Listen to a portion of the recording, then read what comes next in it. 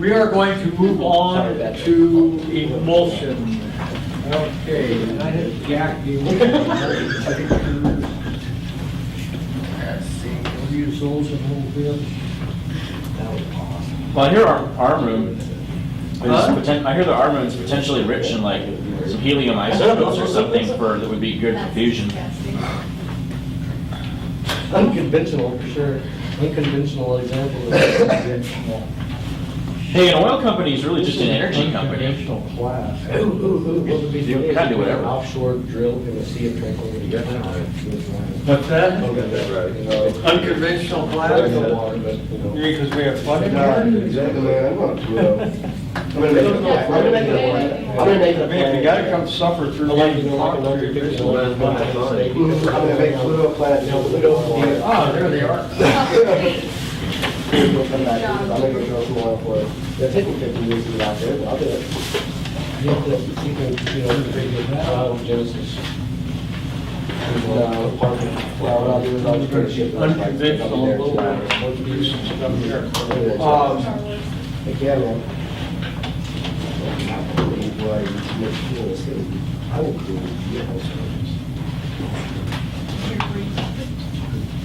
do Star Trek. And your test should be there.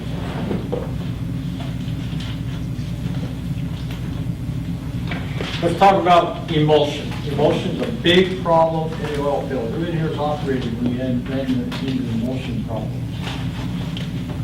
Anybody? Oh, you operate long enough, you're going to end up with emulsion problems.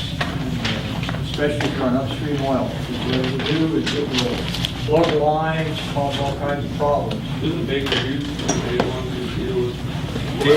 Their chemical division, which they bought out the old Nalco Chemical and some other chemical companies, and they formed up Baker Hughes Chemical Division. They deal with a lot of emulsion treating. But I'll tell you what, emulsion chemicals are expensive, so you want to know what you're doing when you start getting into it. I think, let's see, a couple of things. Number one, on the syllabus, it says, just a second, let me go ahead and call this up. I want to let you know a few things before we get started. So that you know where we're at. Okay, let's see, we're deep into this. This is 60, 160, okay. So this is the original, this is the one you go to the bank with. Spring break, those things, change some things around. Okay, so where we're at is emulsion. We're slipping a week or so. Homework 11 is not going to take place. That's going to probably be canceled. I know that's a heartache. Oh man, I was looking forward to it. I know, everybody was, I may incorporate a few questions, probably not, I probably won't. I had to cancel it last semester, so this isn't something new. I have these wild visions of being able to go through a certain amount of material, and it just doesn't happen, as much as I really try. We're going to go through the material. The problem is by the time I go through the material, I can't have the homework back to you in time for you to study for the final. So I'm not going to do that to you. But we will go over the material as we're going over. We'll start into it today, probably. We'll get to emulsion, then we'll start into natural gas. And then we'll finish up natural gas next week. And next class period, we'll go into some of the not alternatives, but unconventional things. For example, and we'll cover in detail Athabasca tar sands, some of that type of stuff. And then we will go through a review, and then the final will be the week after that. Let's see, I think that's on the first or second. Let's see, 5, 4, 3, 2, 1. Be on the first. And so I'm looking at that. And so then we'll have that on the first. The reports due next week? Yes. The reports due next week? Yes, that's the next thing, is the reports are due next week. And so you want to have those in next week. Please don't let those go past Thursday. What about the week? What about the week after? Would that be bad?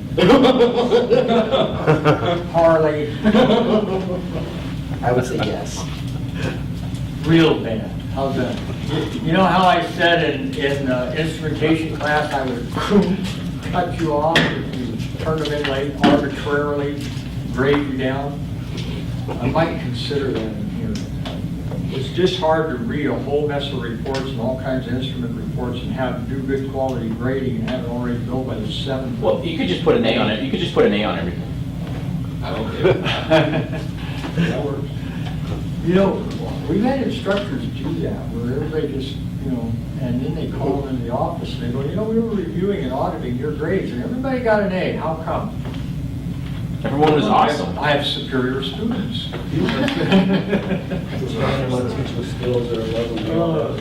Okay, so that's what we're going to be doing. You'll have one last homework that I just printed out downstairs, but I had a student ask me a question, I couldn't get the homework, so I'm going to go down at break time and grab it up, bring it up here for the emulsion homework. So you really want to watch the emulsion, what we're talking about here. So I'm going to talk about, start you off on this. We're going to talk about emulsions, but first I want you to know what a colloid is. A colloid, as it says here, is a type of chemical mixture in which one substance is evenly dispersed through another substance, okay? And that means that I have a dispersed, the dispersed part is in the suspended part, it's suspended and it's not a solution. Okay, number one, it's not a solution. It means that this material that's suspended can actually be drawn out or fall out, okay? And so I'm going to show you a chart here in just a moment. I'll go ahead and let you copy that stuff right there because you do need to know what a colloid is, and then we're going to look and see where emulsions fit as far as colloids. And there's a lot of different colloids. They can come in many forms. I'll come back to this definition in just a moment. So this is, and this PowerPoint is online. So these are colloids, all of these things. And what we have are the dispersed phase, and we also have the continuous phase. Those are terms that you should know. Dispersed phase and continuous phase. And so to look at this, what we have is this. We have gas, liquid, and solid. Gas, liquid, and solid. Okay? And so we can have, and some of these are going to look very familiar. For example, a liquid aerosol. There's no gas colloids.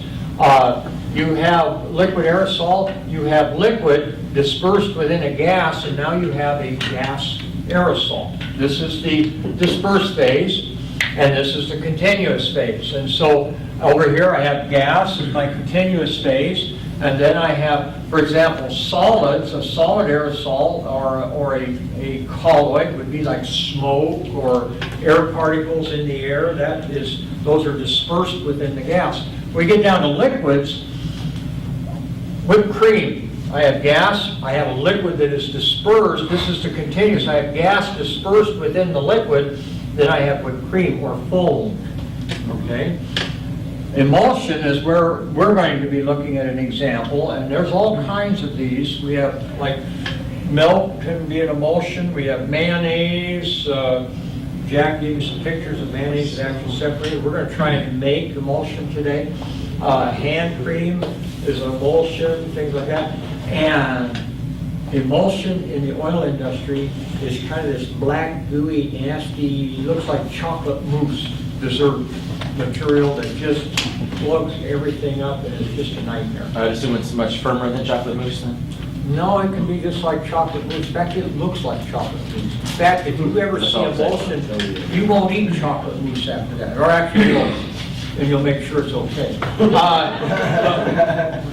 It's got to be near the end of the semester. Okay, so I can have continuous, that would be like a liquid, but I can have solids, that would be pigmented ink, things like that. Then I can get down into solid types, where I've got, for example, styrofoam is nothing but a colloid. Okay, you get over here to jellies and gelatins, those are a colloid, and then I did not know it until I started doing this teaching, but cranberry glass, which I'm not real familiar with, is some kind of, I had to go to a special store because I asked my wife about it. There's some kind of a special glass that's made, it's actually a colloid, in which they take liquid and then impregnate it with solid, and it becomes a colloid, and it's actually a special type of glass. It looks like a cranberry, is what it's all red and everything, but it's not normal glass. Yes, I'd sir. like to point something out. It was surprising, but I found out a long time ago, as a trivia thing or something, that glass is apparently a liquid. It is. It takes like 100 years to flow, but it's actually a... You take glass that's been, some of the old glass, leaded glass that was developed way back in the 1800s, where it's been in buildings for a long time, and the glass is actually like this. It's not parallel anymore. It's actually settled all the way down. It's thicker at the bottom than it is at the top. And it'll, okay? Absolutely. got a really high Okay, so viscosity. let's go back to our PowerPoint slide, and this is what we have. So now, when you're looking at colloid, it may mean a little bit more to you. You have a dispersed phase that is in the continuous phase. The dispersed phase is that which is dispersed. Continuous is that which is that which is the carrier. All right, this is water and silicon oil. This is the most common type of emulsion in the oil industry, and I'm going to show you different types of emulsions, but this is the most common, where I have water as the dispersed phase in a continuous phase of oil. Okay, water turns into little itty bitty bubbles. Basically, it's shattered into little tiny droplets that then want to stay suspended in the oil and don't want to drop out. And it's complicated because then an emulsifier is mixed in with this, and then the emulsifier tends to create a situation where the water droplets cannot coalesce. Okay, everybody know what I mean? Where they can't come together, coalesce, and form bigger droplets. So an emulsion is a type of colloid, and it's a combination of two immiscible liquids. If I have, anybody ever bought just regular old salad dressing where you have oil and water, and then you'll have Like the Italian dressing? yeah, like Italian dressing. And what happens with Italian dressing? It's got flavors in it and all kinds of stuff, and spices. Separates. And you shake it up real good, and then you use it really quick, because what's it gonna do if I don't? It also... It'll separate. Immiscible liquids, they don't mix under normal conditions. But if you take very violent agitation, you know, okay, well then what it'll do is it'll mix, and it'll stay mixed for a period of time until gravity takes over, and then the material that is of the heavier specific gravity will begin to fall out. So far so good? In an emulsion, we have the continuous phase, we have the dispersed, and the discontinuous or dispersed phase, or some places they call it the internal phase, that's the phase that is broken up into little tiny droplets. I'm going to show you pictures here in just a minute that'll make sense, but I want to put all this information in your head so that you know what you're looking at. The continuous phase surrounds the droplets, and the emulsifying agent will begin to surround that. So let's go down here. This is emulsion makeup. Okay, we'll have a water droplet, and then this would be in the industry, and then we're in oil like we saw back here. Hang on, we'll go back. 1, 2, 3. So I've got water in silicon oil. This could easily be some other kind. They use silicon oil because it's easy to see it this way. And notice we've got some pretty good sized droplets, but we also have little tiny droplets here. These little tiny droplets are enormously small. Because these droplets in this one are about 1 micrometer, if I recall, and I've got some other photos here that will show you. Extremely small droplets, which means that these are even tinier, and gravity has very little effect. There's enough buoyancy in the oil to keep the oil from falling out. So it has to form up bigger droplets to fall out. And what will happen is those droplets will also have an emulsifier. In mayonnaise, for example, eggs become the emulsifier for the oil and the water, or oil and vinegar, when you're mixing things together, and that becomes the emulsifier. And so the emulsifier, in a case of oil, if we have asphaltenes or there's various types, I'll give you some names as we go along. But asphaltenes are a very bad one. Asphaltenes are in some crudes, not all crudes. You can have, they're usually in heavy stock, and if you have oil, like for example, North Slope crude oil has asphaltenes, and you can make a poor quality asphalt out of it. And Swanson River crude had asphaltenes. You could make a high quality asphalt out of that, but Cook Inlet crude back years ago had no asphaltenes. You could not make asphalt out of Cook Inlet crude. And so the problem with asphaltenes is if I have water, I have oil flowing, and there's water still in the oil that hasn't been pulled out. We're producing out of a well, and we're coming down the line. There's lots of sharp angles. There's orifice plates. There's flanges. There's all kinds of squeezes in the line or a pump. I've got agitation. And if I have agitation, what does it take to emulsify? It takes agitation. It takes a dispersed phase, continuous phase, and an emulsifier that begins to form up around the drops, and what it does is it keeps those little tiny droplets from wanting to come together. So they will bounce into each other, and they just bounce away. So when we're looking at this right back here, this could actually be an emulsion in which the droplets are not forming up big enough, as you see right here, to fall out. Okay, they bump into each other, but they're not really coalescing. They're not, you know, if I take 2 droplets of water here on the table and move them up close to each other, what are they going to do? Okay, they're coalescing. But if I have a situation like we saw in the other picture, and I had emulsifiers mixed in with that, they would come up to each other and they would just bounce like 2 water balloons. Think of a water balloon, and the balloon is the emulsifier right here. And it becomes a wrap around that where the droplets resist coming together. They resist coalescence, is the best way to think of that. In that image you had, in the microscope or whatever, the dark areas around the droplets, were those emulsified? Is that what the dark areas were? Back here, Yeah, the darkness around the droplets. I can't verify that, Harley. I know what you're asking there, but I think this is more just a photograph, more than anything, the shadows and the way the light was. But that would actually be a good way of thinking about it, is the emulsifier would do just exactly that. And it will create a barrier. That's a bad thing, because then what it does is it actually changes the condition of the oil. When I said that the oil will change into something that looks like mud or chocolate mousse dessert, that's what it does. And it gums up lines, plugs up pump suctions, creates all kinds of havoc, and it's hard to get it out of systems. So water and oil, I said, was the most common, very tiny droplets. Oil in water is also a type of emulsion. So it's rare. And you can have a combination of the two, which is extremely rare. This is actually water and oil, and this is the one in which it was 1 inch equals, 1 inch on this picture equals 25,000 micrometers. So if you're looking across this is 15 micrometers in this picture. That shows you how tiny those droplets are. Those droplets, this is actually emulsion right here.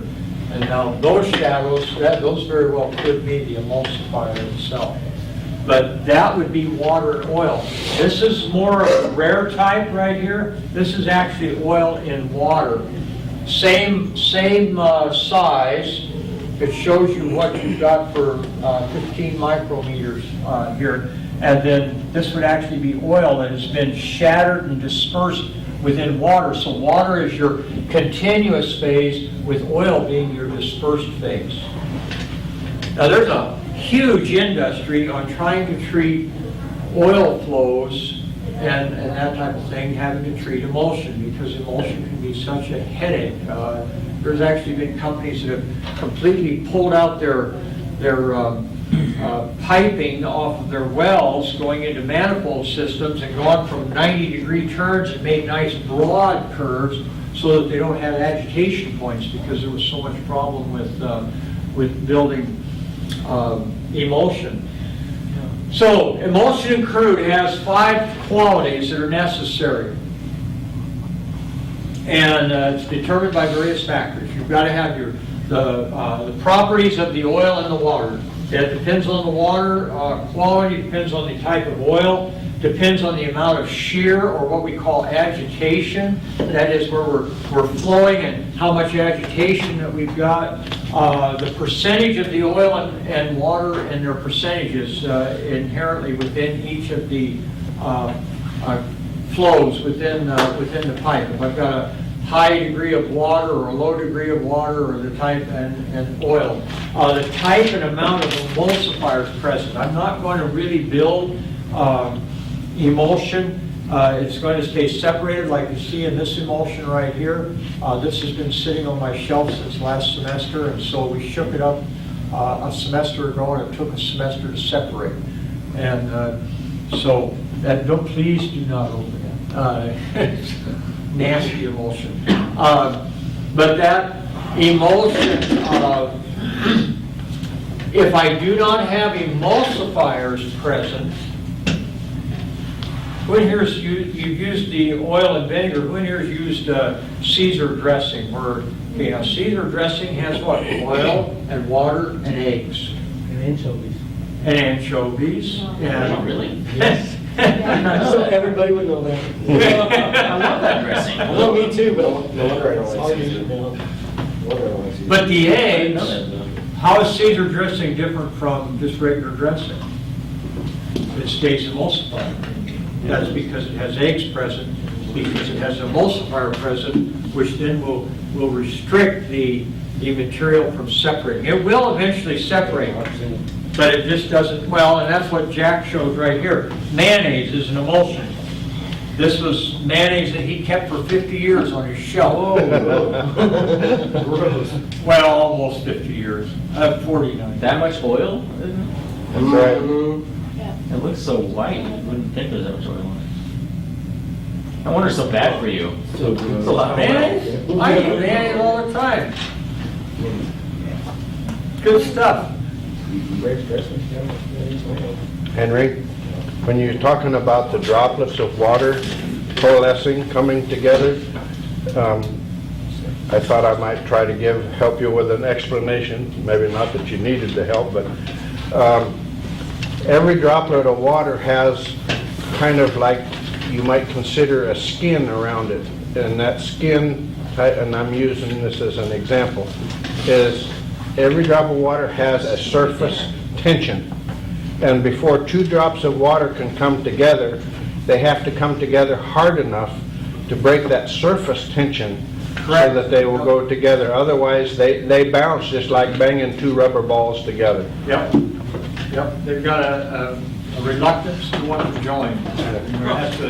Which is part of where we're going to go with treating and trying to increase that speed of agitation. Very good. Yes, sir. I had a question about the rare oil in the water one. The oil droplets, they would have an emulsifier around their borders too? Because Yes. otherwise they would just all come together, right? That's right. They would separate it. Forms just exactly the opposite. It's very rare, but it does. It would require a different emulsification agent, right? That bonds to the No, oil? not necessarily. No, Or, because I would figure it would be different materials of oil. no, just an emulsifier. But you can have, when I say rare, less than about 3% or even less than that. Doesn't happen very often. But it can happen. That's where you have to actually look at it, see what you've got. You have to be a chemical person with Baker Hughes or somebody like that to know what's going on. I'm sure you shake up the mayonnaise and just loosen it. The other thing, a quality of emulsion that can make a tremendous difference is the age of the emulsion. The older the emulsion, the harder it is to separate it and get it to separate. It will get so old, it will actually turn into almost like a semi-leather. And so, it's not that it's impossible to separate, but it's near nigh impossible to separate. It doesn't want to break down. Now, all emulsion, given enough time, it may be until the Lord comes back, but given enough time, it will eventually separate. But because the water eventually will fall out. But some of it gets so thick, in cold temperatures and with heavy emulsifiers that it just doesn't want to give up that material. So then consequently what you have is tight emulsion and loose emulsion. Tight emulsion would be those old emulsions that don't want to let go of the water. They don't want to let go and separate. They don't want to begin to clean up. And loose emulsion would be one in which the water, we're going to choose to look at water being the dispersed phase. Water would readily fall out. Okay? And so you have two different kinds of emulsions. We'll go back and look at this in detail then. This would be a tight emulsion. We've got our water droplet, and we've got our, what we call I could actually look at this one. Viscoelastic solid film. Viscoelastic solid film. And that would be taking what Jack said about the natural film on water where you have this tension, surface tension, and then this is actually emphasizing and embellishing that surface tension with a emulsifier that will then have a reluctance to even begin to join, and it will take much more. Emulsifiers, these are specific emulsifiers. Asphaltenes, I've already mentioned. Organic acids. Those could be like hydrochloric acid, different things like that. Rosinous substances that naturally occurring in the ground. Minerals, iron, zinc, cadmium, calcium carbonates. Those are all things that come up in the production salts. So mineral salts that we pull out with a desalter downstream can cause great large headaches for us when we're producing. So I've already showed you this one, I think, and there's a term though I want you to see there on this side. It was called an asphaltene stabilized water droplet, and that would be one thing that happens in your emulsion. It becomes stabilized to where when stabilized is really a arbitrarily bad statement. You don't want it to be stabilized. So what do we do with emulsion? There's a number of alternatives. Okay, it can be treated differently depending on what we have. One is we can allow settling time. That is, allow the water to fall out. Okay, and I said that works, but it also, up to a point, it doesn't work. We can take and put chemical compounds in to help facilitate that. That works very well, except it's very expensive, because I can guarantee you Baker Hughes likes their chemicals, and they're going to charge a lot of money per gallon and sell them to you in 55-gallon drums. And you're going to have if you're the operator, they're going to have you out there every day or twice a day making sure the pump rates aren't any more than they need to be, because you're paying $100 or $200 a gallon for the chemical, okay, or more. The easiest way to begin to separate it is the application of heat. Now, why would heat be a big thing? Jack kind of hit upon it just a minute ago. If I have heat, what am I doing to my molecules? Causing them to hit more, with more energy. I get them moving more, and if I get them moving more, what do? They gain force. If they gain force, pretty soon they break those bonds of resistance that are naturally occurring, but also occurring because of the emulsifiers, and it will break through those bonds by the application of heat. That will remove that will cause a lot of separation. That can have other mechanical means. We're going to look at coalescers here in a little bit, and heater treaters, and then diluents, especially on oil that's a real heavy viscosity oil. For example, Badami produces on the North Slope or down in Venezuela, they produce a very heavy viscosity oil. Heavy oil, which some of you listed in your homework as being the non-conventional type oil, a very low API gravity oil. It's very viscous, doesn't like to move water through it very easily because it's thick and it doesn't want to pass water, like a nice light crude would allow water to go ahead and fall out. So what I would do is I would add a diluent, and a diluent would be something similar to this. I have a heavy oil of, say, 15, 20 gravity. Then I go ahead and I pump in a diesel cutter stock to go ahead and dilute that viscosity to make it thinner if you will, then any water that's in there, then I can go ahead and apply heat, and then the water will tend to fall out because now it can pass through that oil much more easily. Does that all make sense, what I just said? So that's what you would do. It'd be no different than if I have a thick bowl of pancake mix and I just add a little bit more water or milk or whatever I'm doing to kind of thin it up a little bit. So, Yeah, be careful with that. huh? Be careful with that. You can ruin it real quick. Just I knew I'd touch on a few things right here. Everybody has their recipe for hotcakes. And so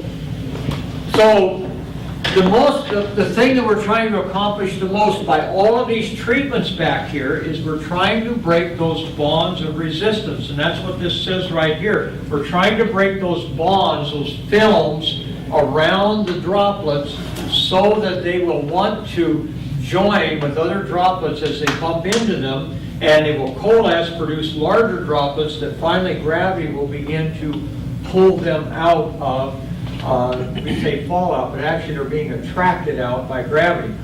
And I also made the statement that theoretically, and I'm going to emphasize that, theoretically all emulsions will separate, but they become very, very weathered, leathery, old, nasty emulsions, and they're just almost useless. So you need some sort of a, these are things that will cause you problems. High viscosity oil, we just talked about. Low temperatures will reduce separation. The smaller the water droplets, depending on the severity of the agitation that I had, if the water droplets are shattered to an extremely small size, it takes longer to separate it. And one other thing, the smaller the gravity difference between the crude and the water, for example, if I've got a very, very heavy crude, API gravity for water would be 10 API gravity. Okay, so if I had oil that was only at about, say, 12 to 15 API gravity, that'd be just about like tar, then there's very little gravity difference between the two. And so it's going to take a long time for that water to fall out. Now, if I had crude oil, like Cook Inlet crude, way back years ago, was up around 44, 45 API gravity, there's a lot of difference between that and water, and it readily would fall out. Well, what's the range on the API gravity? You're looking at 1 to what? For liquid, water being one specific gravity, that would be 10 API gravity. And that, if you go on up to about 65, 70, unless you're under pressure, you're going to be turning into a gas from there on up. And so you get up 50 API gravity, 55, you're up in the high naphtha range, and then up above that, you start bumping into your ethanes, let's see, propanes, ethanes, hexanes, pentanes. Pentanes might be liquid, pentanes and hexanes, but they're going to be up about 65 to 68. So once you get to mid-60s, you're looking at gases. Yeah, much above there, much above that, you're going to be getting into just gasoline gases. Gasoline's going to be up about 60 to 70. So that's the range, and then you can go ahead and calculate that out. But you get down to 10 API, it doesn't go down to 0, because you get down below 10, and then you're actually heavier than water. And so, we talked about heat, we talked about diluents, we talked about, let's see, economic considerations always enter in. There are a thing called centrifuge and distillation techniques, but they're very costly. That's actually feeding it in like mining, where you have a centrifuge to try to go ahead and separate it out, things of that nature. But that costs money, and you've got to have a real superior reason to do that. So, principle of gravity differential. Let's see, I want to go ahead and get up to coalescer storage tanks and pits. Pits are not normally used due to environmental rules, so we could put in portable tanks, but then you've got to clean the tanks.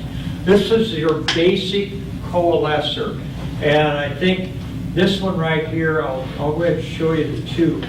Basic coalescer, you're going to have screens or plates as your you're filling into this, it's going to look somewhat like a three-phase separator, only it's not. What it is you're going to allow enough residence time that as this begins to flow through, you'll have water on the bottom and an oily water emulsion flowing through these screens. And what they're doing is these screens, and they can be like a like a steel wool type screen, what you'd have for a demister pad, or you can have actually a plate that are made up with multiple holes, and they're like a sieve type system. Tray with 1,000 little holes, and what you're doing is you're trying to force the oil to go through it, and as it goes through, it's literally stripping the water out of the oil. Remember, we're not in solution, we're just dispersed. So the water can be stripped out if it can be forced through a coalescer. The coalescer is nothing more than a means of forcing the water to go through a system that will cause that water to strip out of this material and then begin to fall out. You should know how to draw this, or at least know how to identify this, because I suspect that you're going to be asked that somewhere. Maybe in this class, probably in industry, and probably in this class. So you should know how to remember what this is. That you're going to have production coming in, your gas is going to want to break out of your emulsion material. This is oil emulsion, and the gas will break out, so we pull the gas off. Now mind you, this is not a three-phase separator, this is a coalescer. Let me show you something real quick, like what I mean by that. And when we go back right here, this is out of the operations class, but this might help you to understand what I'm talking about. Right, I think operations like this. Or wait, you guys might have this in your, I may have included it right here, hang on. Let's see, let's go. Hang on.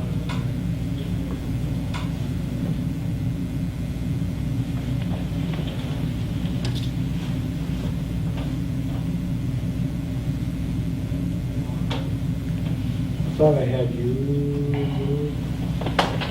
Amy, gas, liquid.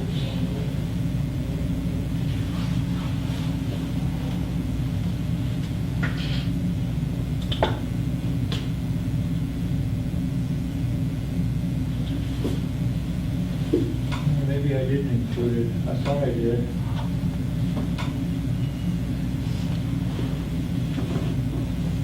I was going to show you in a second. Not giving up yet. Are you talking about the three-phase separator? No, this is going to be on,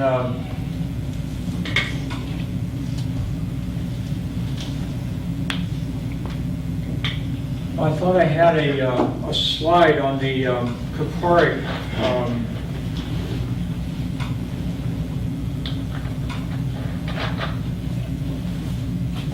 Perhaps I don't. I keep lots of material around, and I wanted to show you where they have three-phase separators, but they also have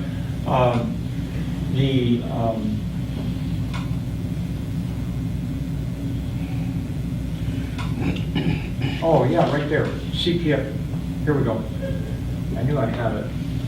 Okay, this is actually CPF1 of the Kapari, and so if we take a rotate the view, we'll go clockwise, and we'll go ahead and make this smaller. And so what we have are primary three-phase separators coming in, and these are huge separators, 15 by 75 feet, but what they're doing is they're three-phase separation, and then they go into a coalescer because they have problems up there with emulsions. So after they've already done a three-phase separation, then they're going into this 110-foot long coalescer, and then they're going ahead and taking fuel gas off the top, and they're going ahead and pulling water out the bottom, and then they're going into their crude surge, and then they're going ahead and shipping out the crude. But they're going through a coalescer, just go ahead and continue to strip out the water that hasn't fallen out here, so that they pull it out of any kind of emulsion that's still in the system. So you're going to run into this type of thing when you are in industry. You'll not only have three-phase and two-phase separations, free water knockouts, but then you'll finally get down to where you're wanting to clean up the emulsion that is in there and try to strip the water out that's emulsified, and you may run it through a coalescer. Now, this would be hot. You'd be heating this up 178 degrees. So they are heating this up. You're putting chemicals into this, and as you put chemicals in, then what you're doing is you're forcing the emulsifiers to break down, so you're putting in a demulsifier, and then what you're doing is you're breaking your gas out that is still located inside of that emulsified material. You're pulling water out, and then you're going ahead and sending off pure crude over here, or essentially pure crude. Yes, sir? So, a modern coalescer, it would use a variety of emulsion treating methods in one unit. It would have like settling time, chemicals, heat, Yeah. mechanical, all that. Okay. But think of it as a mechanical means. That's really what you're doing, is residence time on a mechanical means of forcing a separation by running it through a coalescing screen material. Okay? But I mean, it's actually doing like everything. It's doing everything, it really is. And it gets more complicated because then you can also have an electric grid system in it, like we have in a desalter that's upstream or downstream. The electric grid system is to ionize your droplets and then create a dipole effect where they want to attract each other. And so then what you're doing is you're actually even taking it to the next level. That gets up into some very expensive treatment systems when you start having electric grids. Is that probably when you have like the really tiny microscopic droplets? Yeah, when you have a lot of problems, unfortunately, just producing out of a well can cause that agitation, especially if you've got a lot of emulsifiers and things in your system. Okay, so let's go back to our slide then. So this is what we're looking at as far as a coalescer. And I will keep this real simple. If I ask you to go ahead and draw me a coalescer, this is what I would expect you to draw. And you can just have a couple plates, gas, emulsion,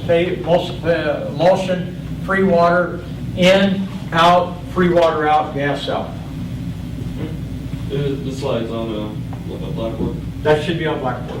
What's the PSI for that coalescer? You said there has to be. It depends on the system that you're running. Oh. Yeah, if you've got a high-pressure system, it's going to be at that same pressure.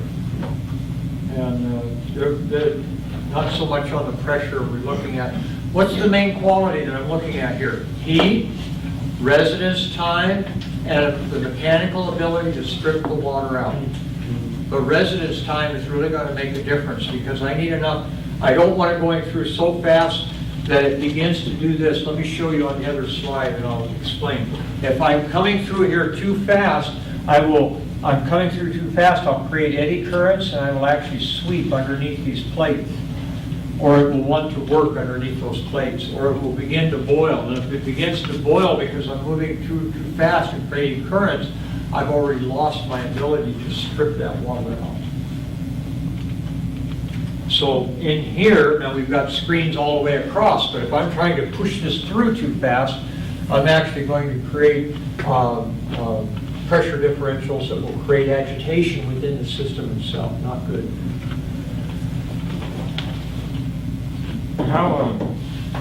How effective is having one stage of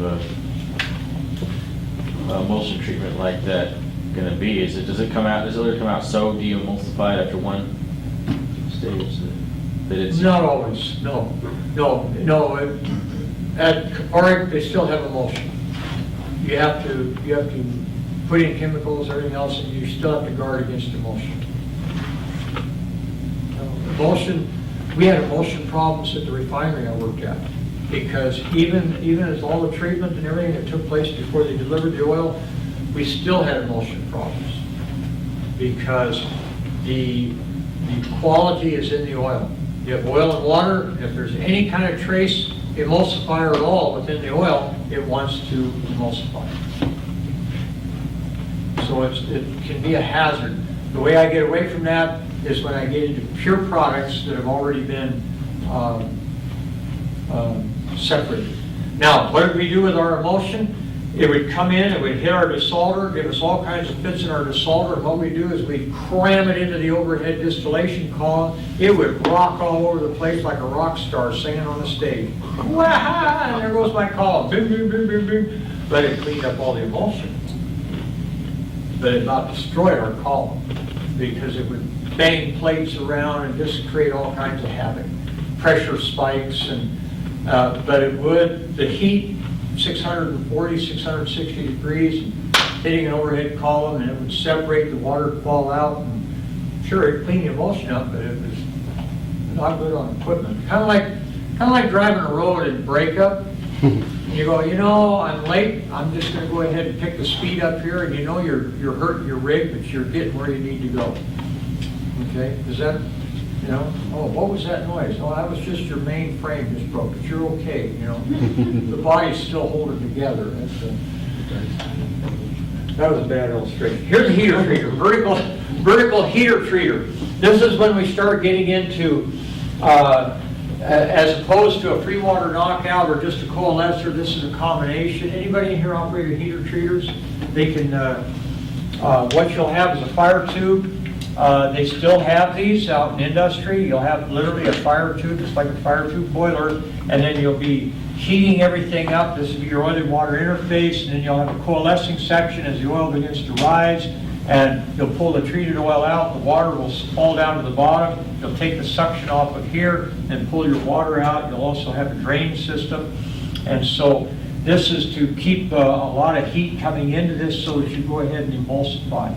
And then what you'll have is a gas will be up above. You go ahead and pull your gas off, and your emulsion will be coming in, and your emulsion actually will come in, gas will break out. Give you an illustration of how this works. Emulsion in, gas out as it breaks out, and then you'll be flowing down into your spreader, and then it will work its way back up, and then any gas that I have that is built off, coming off of the oil will equalize, come up through, so I recover all of the gas, but my oil is falling all the way down here, water falling out, free water, and then any water that is breaking out during the coalescing section will fall out, and then I will have pure oil rising as it's coming up. And then I will also have fire, that's what they call a fire tube, literally, inside, and then I'll have exhaust coming out here. Now, if I have a crack in this tube, not good. That's one reason a lot of folks have gotten away from heater treaters, but heater treaters work real well. A lot of times what they do now is, instead of using a heater treater with a live fire, use a secondary heat source like a glycol boiler, and then go ahead and use that as a heat exchanger to heat up your crude so that you're not using a heater treater. What about an electrical element they inserted in there? They do, but they still run into the same problem. A secondary remote heater through an exchanger system works far better. Settling tanks, same thing. What you're doing here is you're looking specifically for residence time. You've got your oil coming in through your well production, and then it's going ahead, your emulsion is falling down, going through a spreader, again, allowing the oil to rise, gas breaking out, water falling out, and this is relying specifically on the heat of the oil coming in, naturally occurring heat, and then allowing the water to fall out and a residence time to allow for the separation. Electric grids, like I said, those will ionize and cause a dipole effect, and they will help things to break down. They're expensive to operate along with chemicals. Let's take a break, and then we're going to come back and try and make some emulsion, and then we will move on to some other subjects.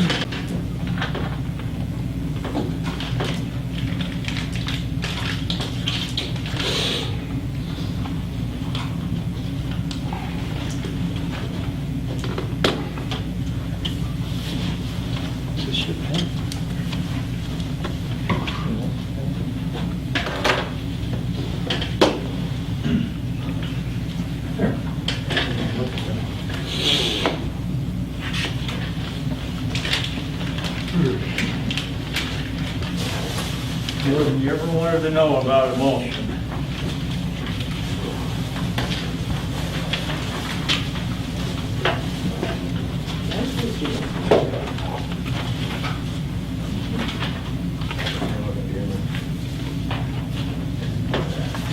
I could see some mayonnaise in your lines would definitely chop things up.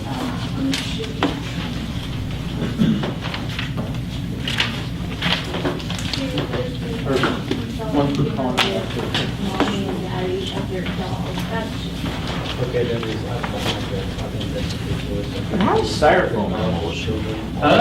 How is styrofoam an emulsion? It's not emulsion, it's colloid. Colloid. Yeah, don't confuse the two. We have the family of colloids, which are right here. Okay, these are colloids. But in the colloid family, we have an emulsion. So we have colloids, emulsions, but we also have aerosols, foam, gels. Those are all colloids. Emulsion is just a colloid. Just different types of suspended materials or whatever. It's all just different types of things that contain suspended particles. Mm-hmm. Okay, so who wants to help me? Come on. How many people do you need? Didn't even have to ask twice. Okay, so I need someone to stir probably, 'cause I've done the stirring in the past. Not that my age is catching up with me, but my age is catching up with me. And I don't stir as well as I used to. Okay, now I'm going to try to go ahead and separate out the eggs. Because I just want the yolk. You didn't get a little, I've come close on this a few times. they've got a kitchen tool for that. Oh, I know they do. I don't lose it. I did that one year. Okay, so, we're gonna go ahead and separate out the egg. Oh, no, I don't wanna lose the yolk. Here. Yolk's on you. Oh, we got egg white on this, so this is gonna be full total. What can I say? I didn't say I was a cook. Okay. Key to any proper process is to have the proper tools for the job. Perfect, thank you. Okay, now, the way this is supposed to work. Jack, have we ever been completely successful? We've come close. I think one year we had a guy who actually was a chef, and he knew how to do this. He was, that was when we were in the old building. So y'all can come up here and gather around if you want. And what we'll do is we'll move this table in such a way that you can grab a little room here. We definitely need some pictures. Yeah. So come on up, don't be shy. You want to move those chairs out of the way. Now, you come over here. Now what I'm going to do is I'm going to put a couple of drops of vinegar in, and we're going to try to minimize this. So you go ahead and start stirring. And now when we get going, you're going to want to, I'm just going to put a couple drops of vinegar in. Okay, that's more than a couple drops, but that'll work. So stir it up good. Now what we're going to do is we're going to take a little tiny bit of oil and begin to pour the oil in slowly as we're agitating here. It's just like it's going to be our agitator.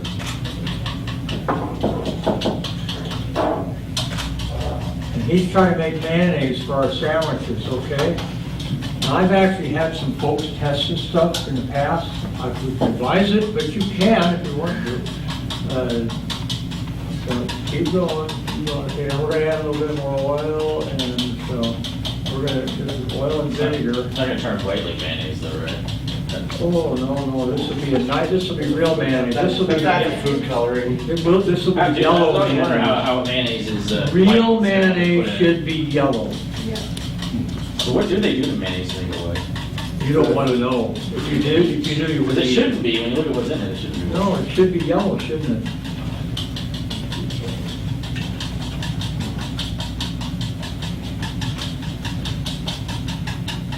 And if you add the oil too fast, then it will overdo itself. Get a little thicker, I think.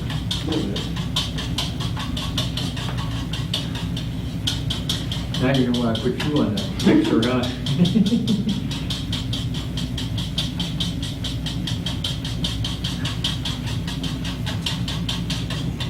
Anybody laying odds on this yet? It didn't work? If it's Jared's turn, then it's gonna be like 1,000 to 1. Huh? Thanks, Jeremy.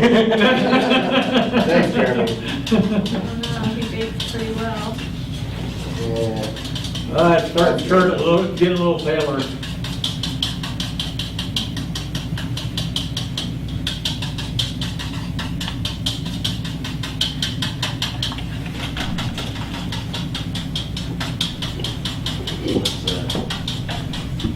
Succeed, it'll come up. So this is our oil line. Anybody else want to stir? I'll stir for a little bit. All right, swing up here. Give it a break. It's thickening. It's thickening. Thanks, Jeremy. I use them faster than you. Oh, we just moved to the high pressure pump. That's what happened. Yeah, upgrade. But it is getting thicker, isn't it? Yeah. Starting to pick it up a little bit. Don't move. Just go ahead and keep doing that.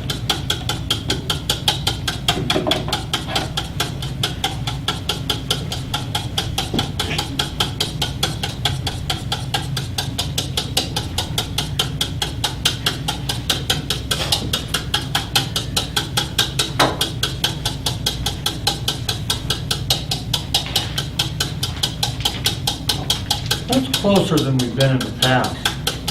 One of these years I'll bring a blender in. I just didn't want to clean the blender up. I wonder if the most flat would be faster. Oh yeah, the blender will just, huh? It'll be done pretty quickly. Yeah. You guys will have a higher appreciation for mayonnaise now. I'm just worried about it now. Okay, I'm gonna just put this more oil in. Let's see what happens. The first time in my life, you made me question mayonnaise. Like I said, Harley, Your picture.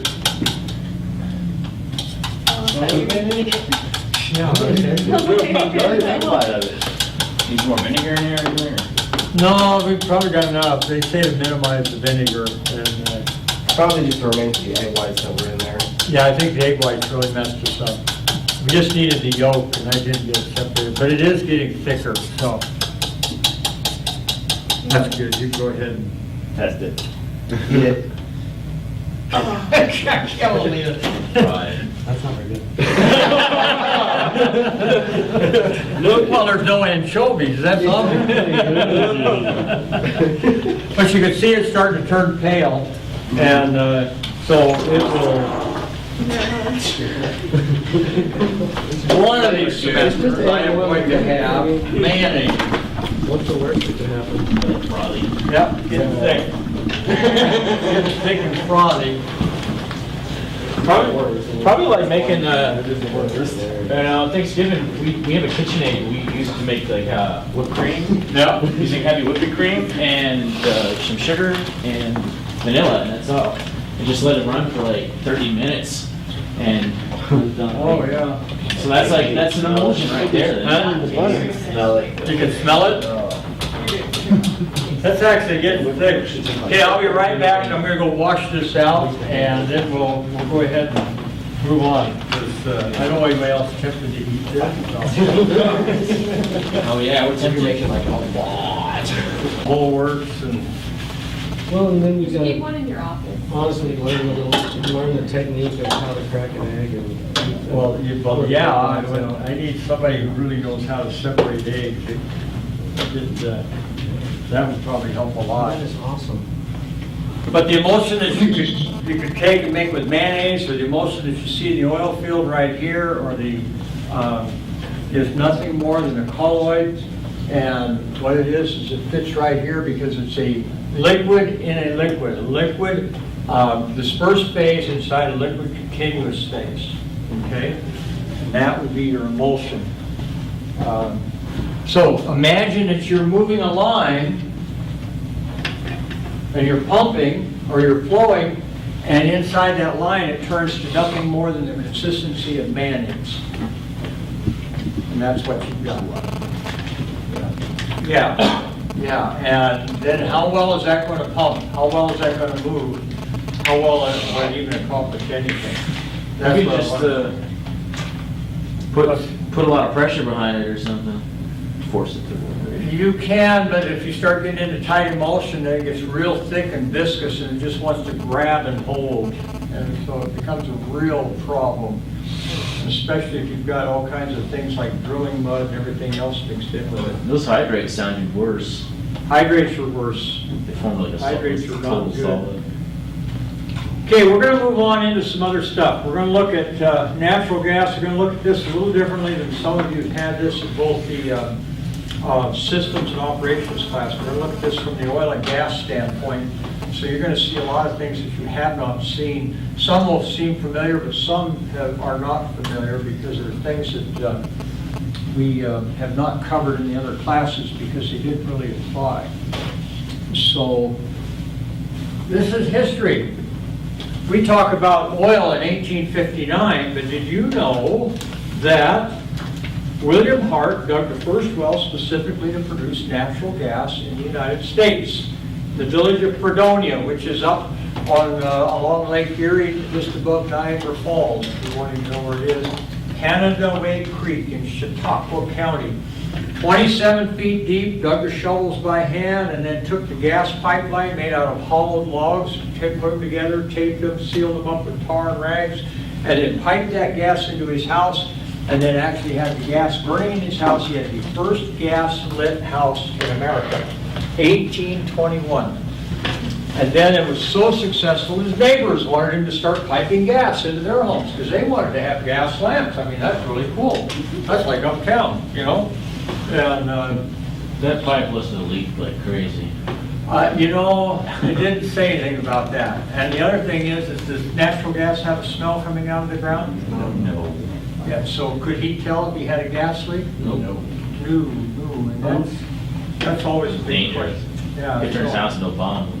Did you ever hear, you know about the little, did you ever hear about the Yellow House Canyon gas explosion? No, no. Okay, they had a leak in a line, and of course, it's settled all in there, and something sparked it off, and flash exploding. Not too sure when, maybe in the 30s or the 40s. I'll have to look that up. Huge explosion. Wow. No, I hadn't read about that one.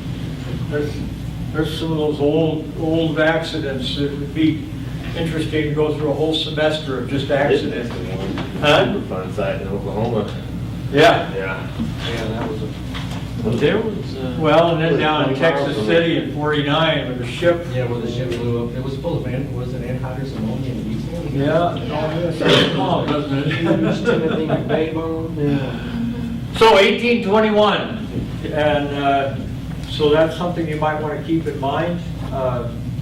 And then looking on down, natural gas production worldwide, we're going to take a look right here. This would be if you were looking at your big natural gas areas. The big natural gas areas in the world are the brown ones. The brown ones being the United States is even bigger than when I took this slide from a couple of years ago. This was in 2010, and now we've actually got more gas reserves than we had before. Canada's got monster gas reserves. Alaska's considered to have gas reserves. Also Russia, a lot of their gas reserves are up in these areas up here. And then the UK out in the North Sea, but otherwise a lot of places, other than a few places right here in the Persian Gulf, they don't have the kind of reserves that North America has. Did you say they had found a lot of gas reserves in Israel? They did, right off of the coast of Israel. In fact, they're marketing gas. This is one of the big problems right here off of Israel. One of the big problems between Russia and Israel and a lot of this hassle that Iran is creating is because Israel is negotiating with the European community to go ahead and begin delivering gas to the European community and cut Russia clear out. Well, Russia's not real happy about that. So they don't usually use, but that's really what's behind all the agitation between Russia and Israel. And Iran is being used as a pit bull for that. So this is what's happened in the United States over the last few years. This would be, and then what's projected out. This was in 2009. This has actually grown even more so, probably at a steeper rate than what was estimated. Alaska, this is all Alaska gas. It hasn't come into production yet. We have coal bed methane gas, and we had lower 48 gas.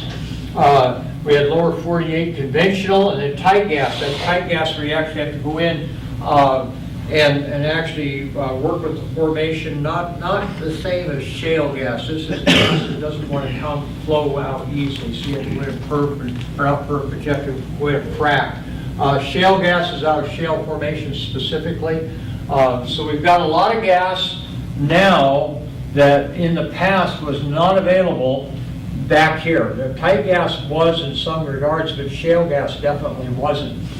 Tight gas is, and shale gas are the big players, and if anything, America is going to be producing a lot more gas, not even come close to touching all the gas that's available. There's probably a 250 year play on gas right now if all the reserves are harvested, and that doesn't count all the reserves that are being found as more and more techniques are coming into play. Jack, is your lease out there in West Virginia, is it just oil or is it gas? I think it's primarily gas, Okay. because it's in the Marcellus shale area. Yep. Marcellus shale is monstrous. I think I've got It a runs slide clear on that. into Texas, he said. There's some huge ones down in Texas also. Here's some just shale gas production. This shows some of the different ones from shale gas. This comes up through just a year ago, or about a year and a half ago. This would be the rest of the U.S. is in the dark green. Eagle Ford, Texas would be in the light blue. Some of you are familiar with that. Haynesville, which is over at the border between around East Texas, Louisiana, Texas, would be all of this in here. Light orange color would be Marcellus out of Pennsylvania, West Virginia. That's where Jack's talking about. Down shale out of Woodford, Oklahoma. Then you've got Fayetteville, Arkansas, and then of course you've got your Barnett in Texas. So a lot of shale gas just in the last few years has all come on. Yes, sir. I know there's no real shale production in Alaska, but does Alaska have shale deposits anywhere up in it? Monstrous. Okay, so, You guys have heard of Great Bear Oil? Have any of you heard of that? Okay, they've been in the news off and on. They've talked about going in for shallow oil and shallow gas up on the North Slope because there's a lot of shale. If you go all the way to the North Slope, say this was a map of the North Slope, and clear up here is Prudhoe, and coming down a third of the way down, and the next 2/3 down, you're going down to the Brooks Range. This is all shale in here, and you can go into the surface and begin pulling up gas and oil out of that. But But the- the ones in Colorado, new findings. too. Those are tough ones.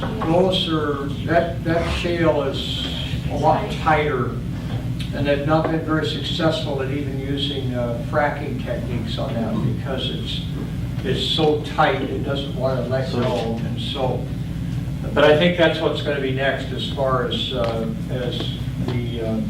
but I mean, technology. what are we looking at in terms of Alaska's shale deposits versus, the massive stuff over in the Bakken or whatever? Alaska's shale deposits are about the size of all of this. So they dwarf the other.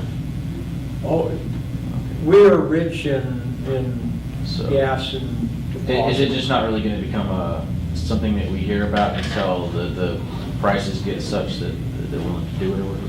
Yeah, and right now, there's a lot of gas on the North Slope that's already conventional gas. What do I mean by conventional? It just comes out of a regular well. Comes out easy. All you have to do is just drill a hole and it just flows. And there's a lot of gas, conventional gas, that can be brought down to tidewater and shipped out. Enough to justify building a $50 billion line. Now, you don't build a $50 billion line just for conventional, it's also looking ahead at all of the other gas that can be harvested that's up there, so. But there's no reason to send it down to the states now like it was planned about 10 years ago, because what did we run into? All of a sudden, everything changed. All this, and I'm glad it changed when it did. If we'd have been about 3 or 4 years later behind the curve, we would have been in the middle of a big gas line project that would have gone belly up, because it wouldn't have had any value, because all of this gas has come online just in the last few years. When I say that, when I started teaching these classes about 7, 8 years ago, this really was just talked about. It really wasn't happening. This has only just been in the last, since about 2005 is when a lot of this started happening. So what's the difference between shale gas and the basins? Say what? What's the difference between shale gas and basin gas? Basin gas are these, that just shows the basins in which the shale gas is located in. This would be the Permian Basin. You know, that's an area that's known for oil production. Oh, yeah. So at a higher level, you've got shale gas that's in that same basin area. The basin is the lower part where you have your oil, but the shale is actually up above. And so you go in, and they just never addressed that before. Why didn't they address that before? Tell me why. Economics? We talked about it, huh? Economics? No, not economics, no technology. Okay, technology. The technology's all changed. Now we can take, we've got steerable means of taking our drill string down when we're doing it. We can go into a horizontal type of where we couldn't do before. We can go into long completions in which we're perforating sometimes 1/4 to 1/2 to 3/4 of a mile of perforation. So we have a huge draw area, which we couldn't do before. And so technology's changed everything. Here's some of the names we were just talking about: Haynesville, Barnett, Eagle Ford. We were talking about the Marcellus Shale. Michigan is a great, big, huge, a lot of folks don't realize this, but Michigan has become a gas-producing state now. You've also got other places. Now, you were just talking about Colorado, so these are some of the areas in Colorado, and also not just Colorado, but also Utah. And this gets up into the Williston Basin. What's in the Williston Basin? You guys would know this is the Bakken, okay? But that particular basin not only has the Bakken oil field, but it also has the Gammon shale play for gas. So think three-dimensional. You can have multiple types of fields, all one on top of the other, all doing different things, all isolated from one another. And that's something to remember. But it's given an economic boom to a lot of these places. Now, there's court suits being brought in some places. For example, when you start getting over in Ohio, I've got a number of friends in Ohio that are just, they don't want anything to do with natural gas production or fracking or anything like that. They are part of the protest group that says that all should be shut down. And I explained numerous times. They go, you just don't understand. That's what they tell me. Well, they claim it now it makes earthquakes. People who protest. No think way. Yeah. That is ridiculous. Rationalize it. No, if they don't agree with, if you don't agree with them, you're wrong. So, I am wrong. Okay, let's keep going. And that's right. Okay, so natural gas proved reserves. This is proved reserves as far as states. Now, when we say proved reserves, this is out of the Energy Administration, EIA government website. Wet natural gas proved reserves 2011. Now, I want to qualify this because this only incorporates a couple of places in Alaska. Prudhoe Bay, Point Thompson, and the Cook Inlet. And that's all of its quality. When I say proved reserves, that means reserves where it's been drilled, it's been developed, it's proved, it's ready to produce. It doesn't cover the rest of the entire state. And so the estimate is that Alaska, even with those minor fields for the state, is right up in the vicinity of some of the bigger states, but probably we are up in the, I don't know if we're as big as Texas, but we're going to have a lot of gas when we go through and start checking all the fields that are available. Texas has a lot of gas. They really do. Serious. Hotter down there. I didn't say that. But look at that area there. Texas, New Mexico, Oklahoma, Arkansas, Louisiana. There's a lot of gas in that area. A lot of natural gas. Okay, let's keep going.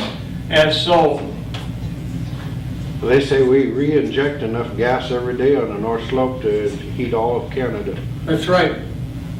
We have some of the biggest natural gas plants in the world are up on the North Slope. They're huge, monsters. They process enough gas at the gas plant, let's see, where is it? The gas that they're using just to clean up the gas to fire off all the power up there's enough gas to supply all of Germany every day. So power in the North Slope is. And that's just power for in one, Germany. that's just for one station that they're operating on. Are you talking about like the GC and the flow station? Yeah, yeah, so it's a lot of gas.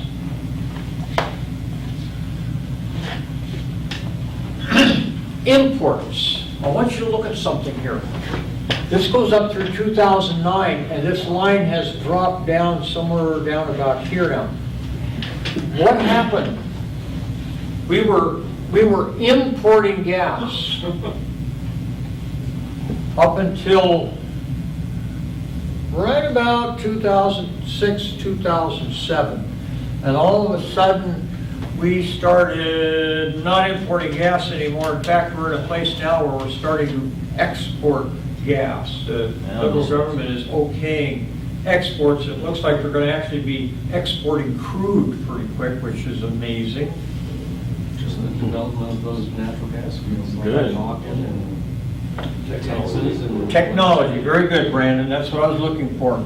Technology, right in this area here, started taking over because the price was so high. Now, right in this area here, that was predicted the price would be somewhere around $25 for gas by now. That's part of the reason the pipeline was going to be built from Alaska south, because of the price of the gas. And all of a sudden, technology, as Brandon so well brought out, is that the technology finally met the need, just like we saw back in when? The 1850s and 1860s with oil, and now, and suddenly technology came on.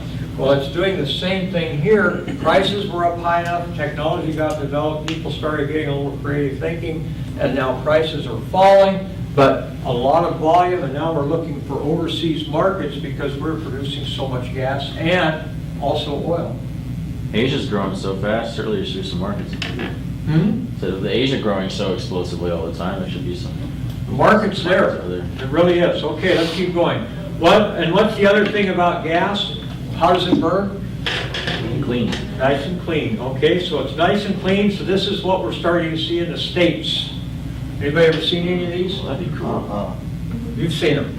Good, but finally. Be I've been asking pressurized. this question, if anybody's seen these stations. So instead of gas tank, you'd have a pressurized bottle. Yeah, you have a bottle, and you have natural gas, and you can just go fuel up. Do you need a special engine to burn that? Or will a gasoline engine burn that? No, you just have to, I think you have to have special spark plugs. Okay. Burns a little different.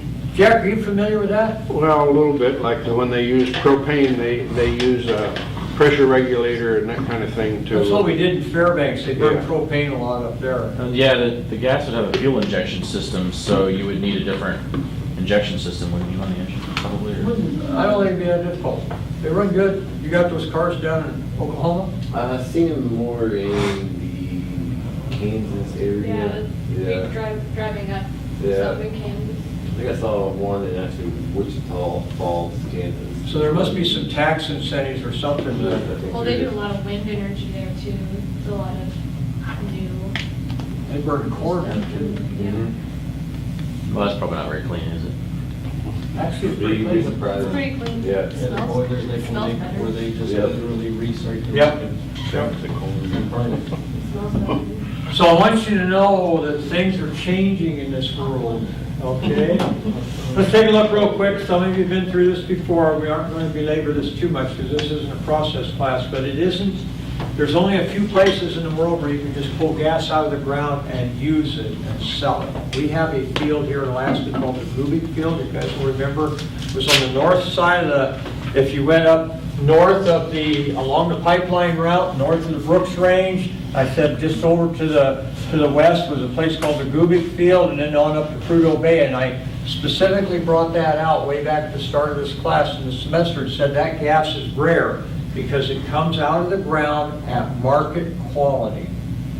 You sure they don't pass it through even one, water knockout or anything? Just like that, comes right out of the ground, it's dry, has no hydrates, has no residues, has no pollutants. Good gas, super gas. Not all gas is like that. Most gas is nasty gas. We think natural gas, that isn't it, it's nasty gas. Because it's got lots of condensate and water and acid and got all kinds of hydrates. And, it's got, and if you're down in Wyoming and down in the Colorado area, it's got mercury, and I mean, it does all, and it's got nitrogen mixed in. It's Do you got get all kinds of- mercury in the gas? Oh, absolutely. Well, I yeah. would have figured mercury's density would keep it down in the No, liquids. it's mercury contamination within the gas itself. Weird. So let's take a look at this. Okay, so gas wells, and then we're going to look at some other things. This would be I think I want to go to gas wells next. Just a second. I don't. I want to go to natural gas condensate. We'll come back to the gas wells. When I say condensate and water, it's two different things. Natural gas condensate is actually gas under pressure that has gone from a gaseous state to a liquid state. We call it condensate or gas condensate. Water is water. There's two different things. I'll show you the gas condensate. Sometimes it's called natural gas liquids.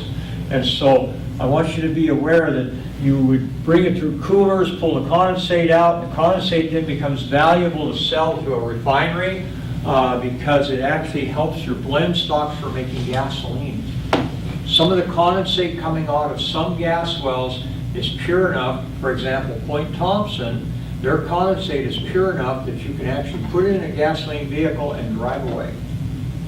It's actually gasoline coming out of the ground. So when we're looking at that, this is what you're looking at. This would be this is El Paso natural gas, and this would be their material safety data sheet or safety data sheet for natural gas condensates. And this is some of the things that you would find in those natural gas condensates. You'd find ethanes, propanes, butanes, hexanes, heptanes, octanes, all of that type of stuff. And essentially, if you start looking at this, other than the hydrogen sulfide and benzene, which they have a few parts per million, you essentially are describing gasoline that you are buying at the pump.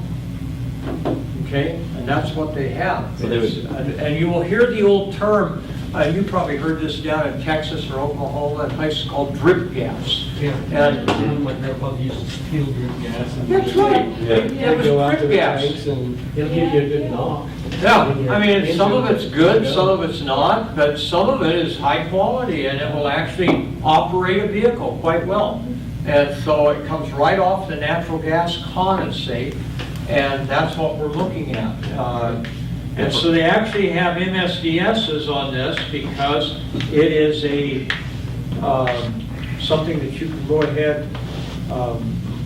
They'd have to process it a little bit for that trace sulfur and benzene, right? Yeah, you would have to clean that up, but even at that, your gasoline that you buy here locally, up until just a few years ago, had trace amounts of benzene, and it has that odd smell that you'd smell.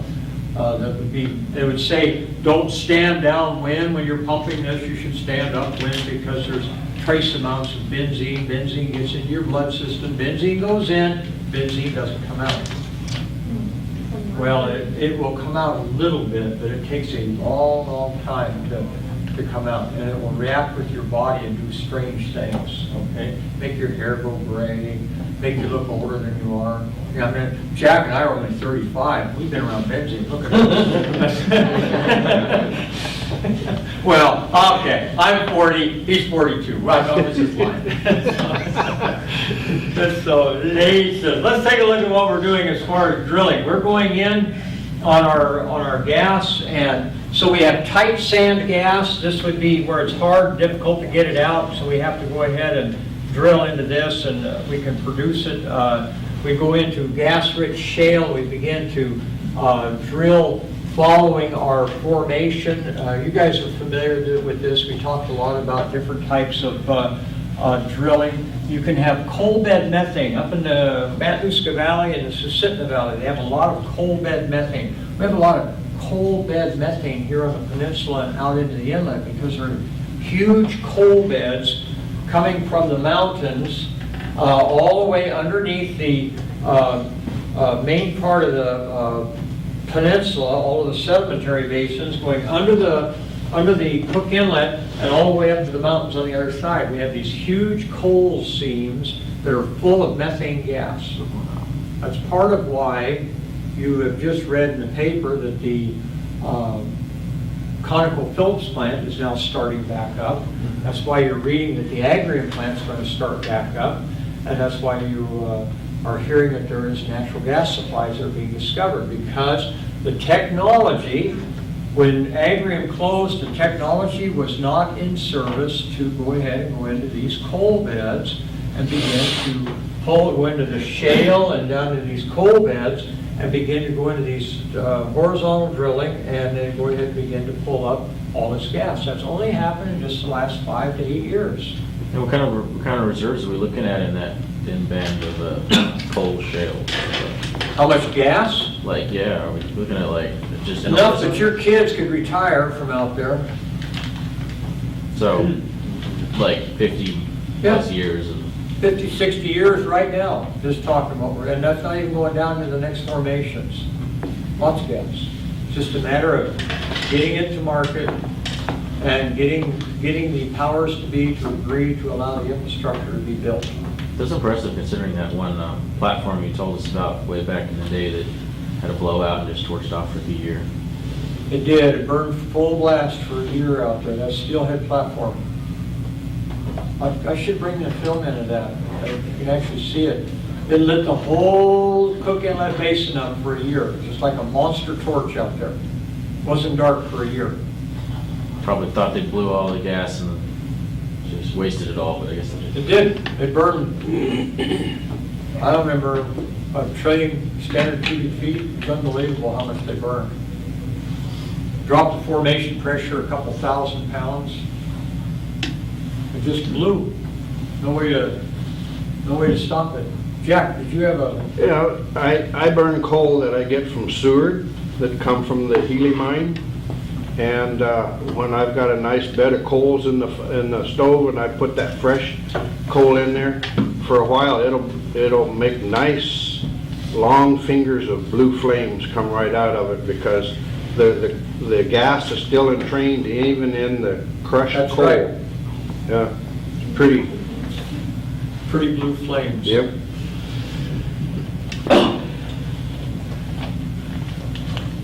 Natural gas doesn't burn pretty. Okay, so more gas wells. Let's take a look. Here's a good way of looking at it. Going down into our sandstone reservoir, tight gas. Okay, we go down and we'll go ahead and we'll frack out this way, perforate it out, begin to pull it out, and then also we'll go into our shale in a horizontal manner. Coal bed methane shale. So different types. There's lots of different gas available. Here in the peninsula, we have a phenomenon called stranded gas. Does anybody remember what I was talking about with stranded gas? What do I mean by that? Use your imagination a little bit and tell me what you think I'm talking about. Basically just little pockets of it. That's right. Not together. Yeah, up above, up around Nikolaevsk, up on the Russian village, they've got a gas field up there that Armstrong brought into service, but it was actually considered stranded. It wasn't developed for a long time because there was no way to get the gas from there down to a pipeline to effectively get it into. And so that was what they wanted to do, but then Homer rejected it, and so that's Homer. So Jack used to live by Homer, so I Now, up on the Nordak well, up just north of where Jeff Lobby lives, they've got a pretty good sizable gas find. And that would be stranded gas also, but because they went ahead and got with the Siri Cook Inlet region native group, they have all the mineral rights, but they also have access rights. And that was part of the agreement, that they, even if it was a wilderness area, they'd be able to go ahead and bring the minerals in and then bring them across, and so there's actually access rights. Now, Fish and Wildlife tried to take them to court and say, no, you can't have that. But those rights are hard standing, so the group that is tied in together there, they're all in partnership, so they're going to go ahead and build their 5-mile line, tie into the infrastructure, and then begin to produce the Nordac gas field. So it makes a difference on who you're in partnership with and plan ahead, because there's a number of groups that would like to shut down all development for a lot of reasons. Natural gas condensate. Let's move on. Now, we were looking at condensates. We need to look at something else real quick. We said we have natural gas, let's see, I said natural gas condensate. So let's go back up here. This is the natural gas block. So we remove the condensates right here, and we produce out of our wells. And then what we do is produce raw gas. We pull the condensate out, pull the water out. We take the raw gas. We're going to take it over and remove the acid gas. Acid gases are CO2 and hydrogen sulfide. If we leave those gases in our infrastructure, one, H2S is what? Poisonous. Okay, but it'll also make nasty acids that will eat up your infrastructure. And the CO2 is not poisonous, but it will combine with what's going on and also make acids. So let's take a look at what they do. Just cover it real quickly so you're familiar with it. We'll use an amine unit system, which your dehydration systems are very similar to this. We'll take sour gas coming in, run it through an absorber, and send it out as sweet gas. Two terms you should know. Sour gas has the acid in it. Sweet gas doesn't. It's cleaned up. Then we go through a regeneration system and just keep, this is like a great big sponge, if you will, soaking up all of that nasty, those acid gases. That's more for systems and operations. Let's continue on. So hydrates and clathrates, there were always tales that there was ice. The early explorers said, well, you know, the Eskimos, they go out and they dig up ice and then they set fire to it and the ice burns. And everybody said, y'all been in the Arctic just a little too long, friends, you know. That cold weather kind of twisted your mind. You think ice burns. They go, no, and they started taking pictures of it. This is actually hydrates, or clathrates are called. Also, and this is where it's actually been set afire, and this is kind of what Jack's talking about with these nice pretty little flames. And this is actually ice that is releasing up its entrapped methane gas and beginning to burn. They're all over the world. This is what it would look like. This would be your CH4 molecule, and it's a mechanical bond. It's not a suspension. It's not a solution. It's a mechanical bond that occurs, and your hydrogen will have a mechanical water bond around it, and it looks like ice, but it's actually a hydrate. Okay, and they can form at all kinds of temperatures. I only bring that up because there's lots of places in the world, for example, in Canada right now, up in what we call the Malik Formation, which is up near Tuktoyaktuk. And this would be, if you're thinking Alaska, Barter Island is right here. Well, Barter Island is over here. This is Yukon Territory. Alaska's over here. This would be Prudhoe Bay in this area. You come on over to the northern part of the Yukon Territory right here, and then come across over to the Northwest Territories. This comes up through Inuvik, and you could take the Dempster Highway out of the Yukon Territory, drive all the way up to here, and then take the ice road in the wintertime, drive all the way up to Tuktoyaktuk, which is an Eskimo village up on the Beaufort Sea. But then you can take this nice little ice road all the way up to Richards Island, up to Malik. And Malik is where they are actually drilling and harvesting hydrates. Specifically drilling for hydrates, pulling them up, and they're at a place where they're almost ready to begin vaporizing the hydrates and producing out of wells. They're doing nothing but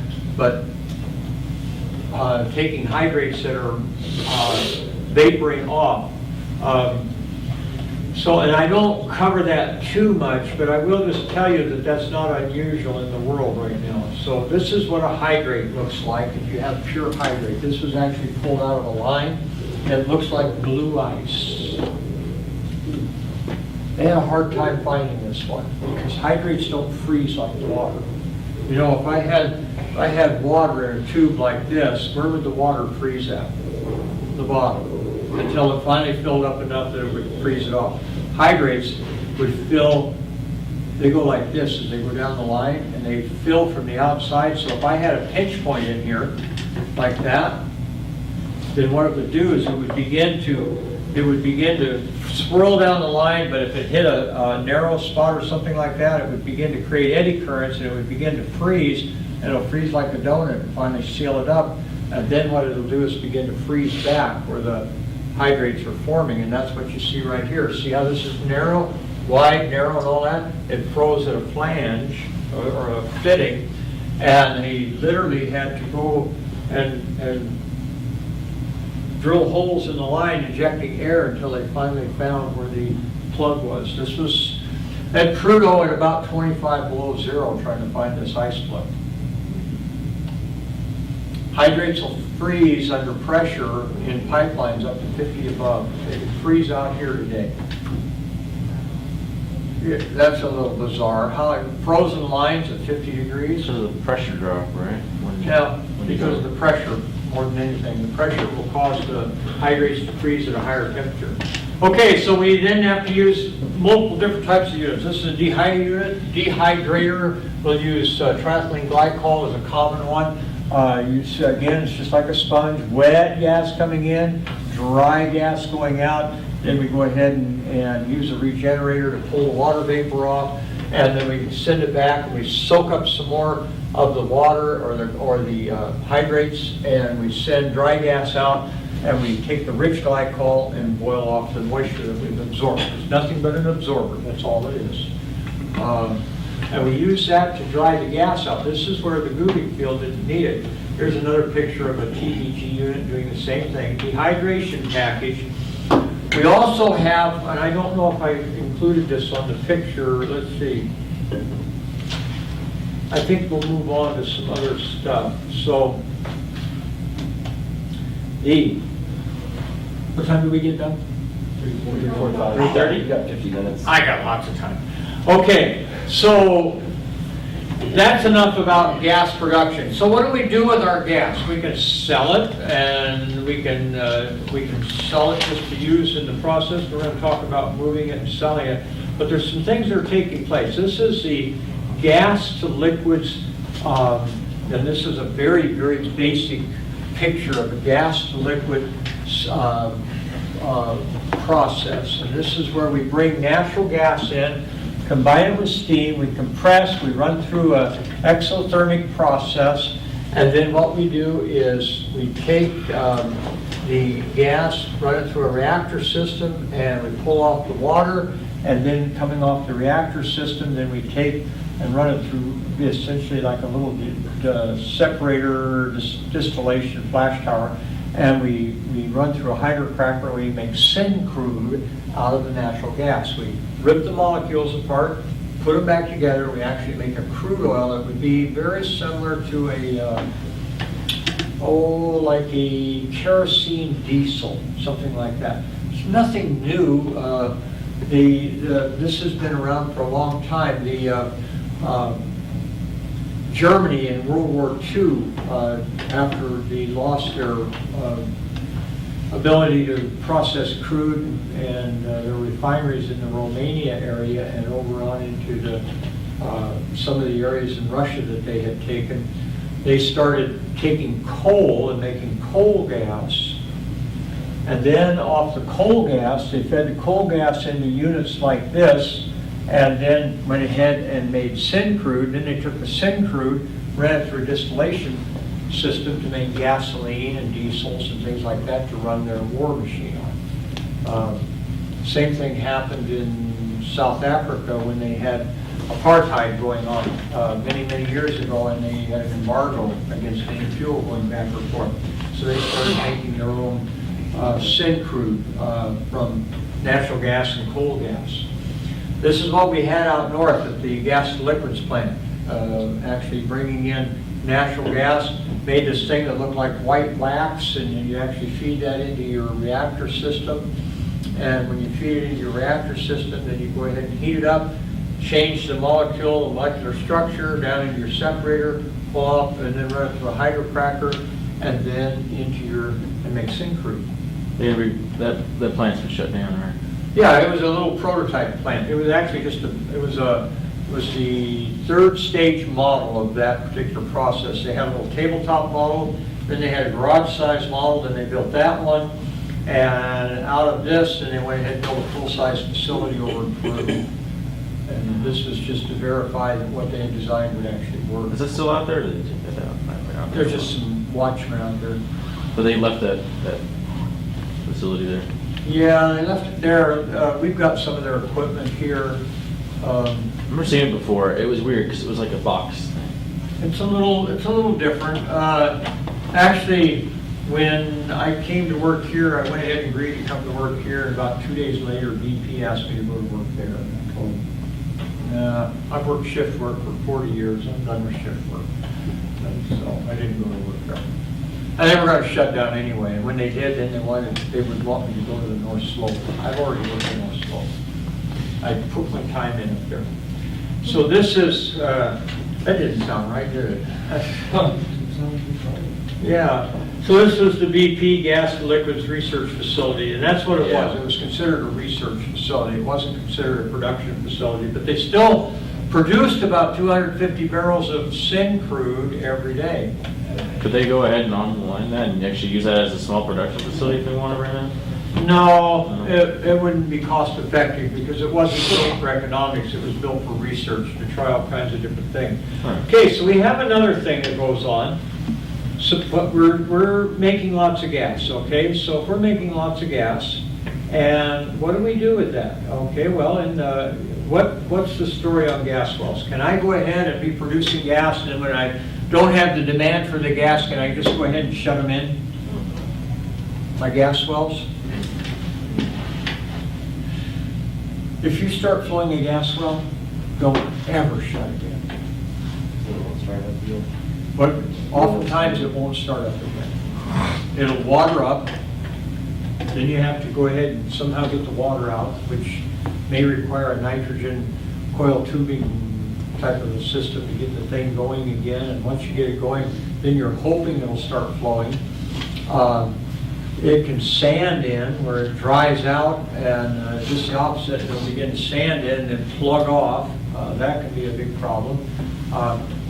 You're better off on gas wells. If I've got a gas well over here, we'll say this is a gas well and this is a gas well, okay? I'm producing out of this one and I'm pumping into it. What I'd be better, if I can't produce and send it over to Ben and to Harley, then I'd be better to go ahead and manifold it over and pump it back into the ground in a storage facility here, rather than shut this well in. It's better to keep it flowing so that it never stops, because once I get that permeability set and those flow patterns set, it doesn't like to stop flow. It wants to keep flowing. And so this is the underground natural gas storage facilities. I will tell you, I don't remember there being any natural gas or oil wells in the state of Oregon. I grew up in Oregon. There's no refineries in Oregon. There's no oil wells, no gas wells that I know of. There's no oil industry that I know of, other than I think down on Swan Island in Portland, they used to have an asphalt plant, but I think that's even gone now. There's lots of storage facilities.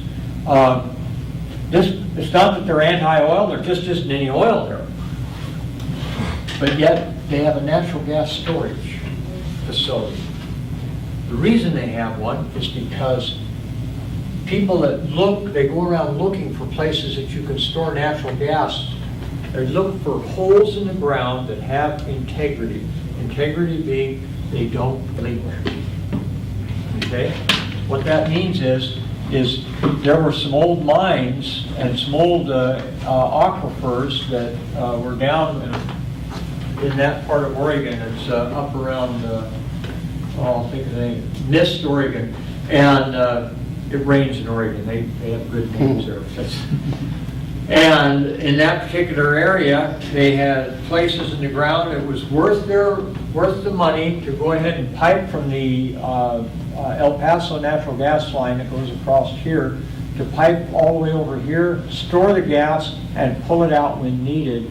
And so that's what you see. You see lots of salt caverns down in Texas, Louisiana, hard rock mines, different mines in these areas, different reservoirs, different aquifers, old depleted fields, different things. Any place that has high integrity and can handle the pressure and the being able to put gas down. We have one right here in Alaska. And that is the Instar, what they call Singza, where they've taken, I think I have a picture of that, and they actually have gone into, let's see, I'll call this one up and then I will go ahead and call up another one and I'll show you what I'm talking about.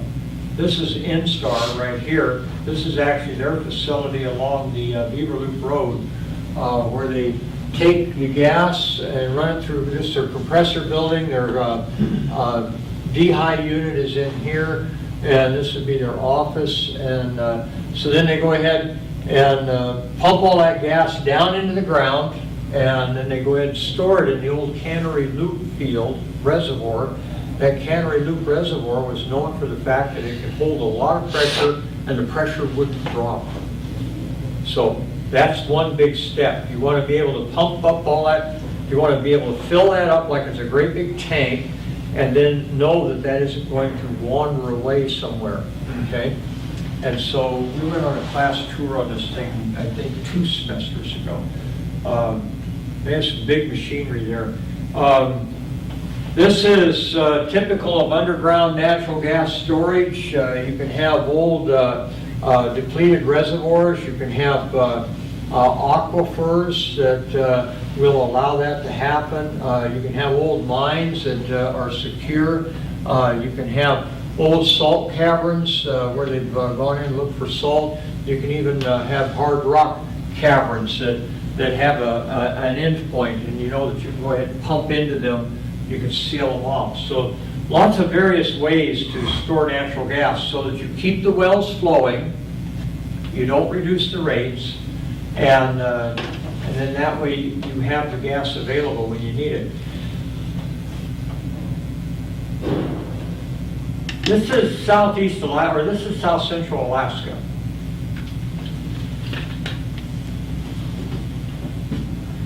Changing the subject a little bit here. This is the natural gas system owned by producers, okay, all the way from down in the Nilchik, all the way up, clear over to Coyote. There's a big switching station up in Nikiski, if you want to know where that's at. If you're driving up the North Road and you come past the Tesoro to-go station, and then you see Agrium, the old gas to liquids facility. You go up a little further down, the LNG plant's right here, up a hill like this, Tesoro's right here, and you just start to go around a corner with the KPL tanks right here, and you look over this way, and there's all these manifolds and buildings, and they all seem out of place. That's this right here.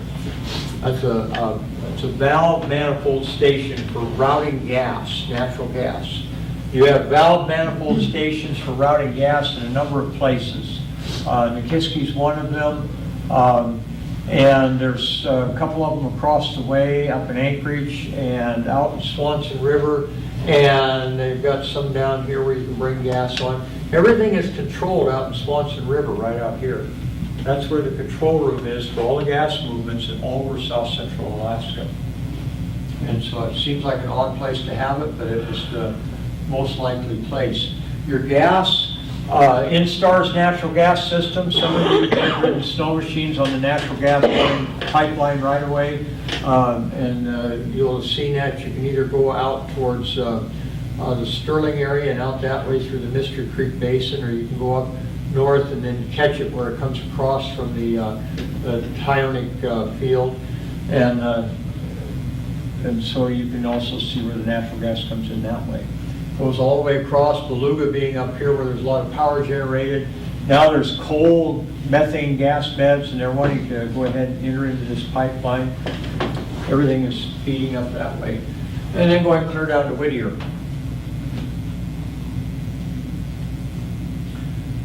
With that said, let's go on a journey. This is the United States major gas lines, not minor gas lines. Major gas lines. Gas lines like this, or like this, or like this. Not little gas lines, big gas lines. These are the major named gas lines. I just referred to the El Paso natural gas pipeline that comes across Washington right here. I know about that one because they had a right-of-way across my uncle's ranch, and they paid good money for that right-of-way. It wasn't a government right-of-way, it was private ownership with private ownership. Yes, sir. Those ones that spiderweb out into the sea there, are those coming off of platforms? Yep, that's just a few of them. There's a lot of platforms in the Gulf of Mexico, and these are all natural gas feeders. We're going to look at right in this vicinity here, right near Avery Island, where they make that hot sauce that everybody loves, Tabasco sauce. We're going to look at one of the main stations where all that gas comes through. So you've got gas coming up. It's kind of fascinating because there's a few states where there's almost no gas. One of them is Vermont. Now, it looks like they've got gas, but it's not coming from the States. It's coming from somewhere else, maybe out of Canada, down to Burlington, Vermont. But essentially, there's no gas in this particular state. There's a little bit in Maine. Almost nothing in Nevada. There's hardly any in North Carolina. There's only a little bit in Nevada. A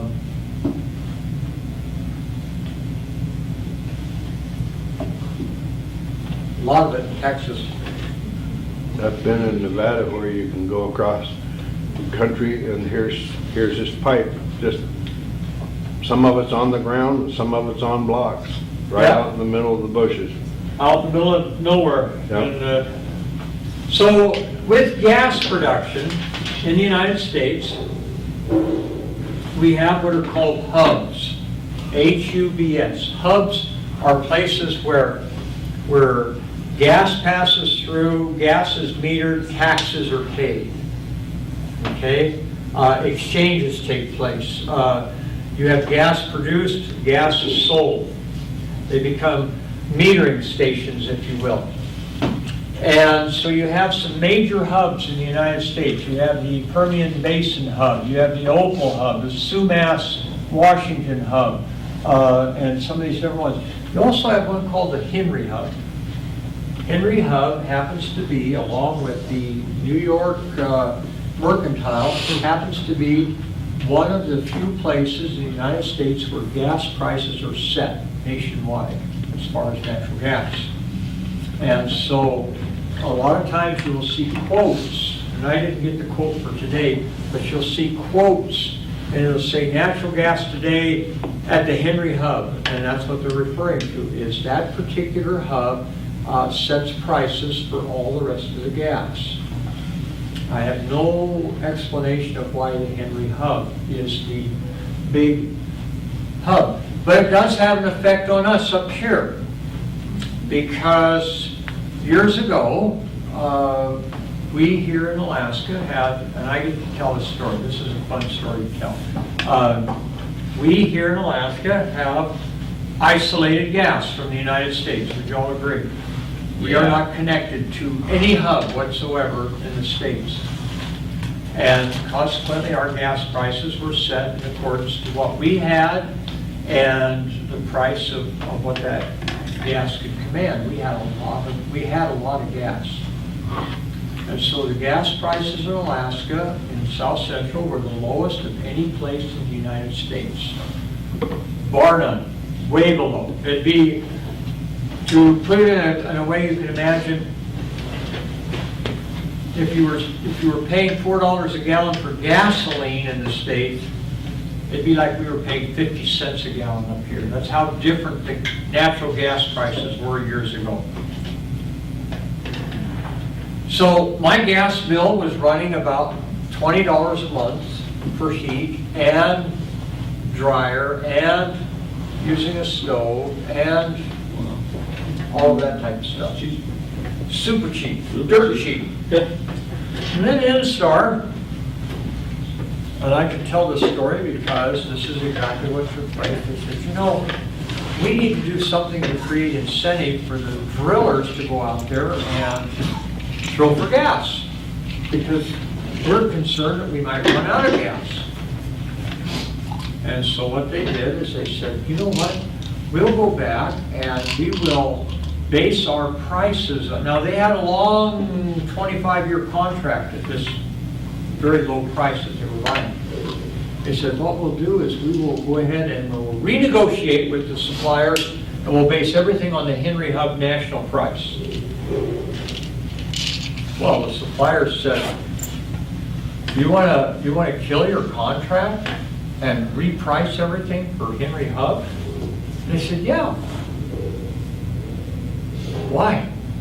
You've got dirt cheap gas. Well, because we want you guys to make a lot of money so that you'll want to go out and have incentive to drill for more gas. And they, oh, that's so nice of you. As they went back in the back room and just started laughing. And that's exactly what took place. They went before the Public Utilities Commission, said, this is what we want to do, and they said, why? They said, because this is what we think will take place. And so, all right, that's what you want to do. You're going to hike the prices up. People are going to be unhappy. And so they did. They went ahead and agreed to it. They hiked the prices up. My gas went from about $25 to about $175 in 1 month. Now, yeah, and so it's been at the Henry Hub price. And so for about the first 10 years that took place, you know how much drilling took place? None.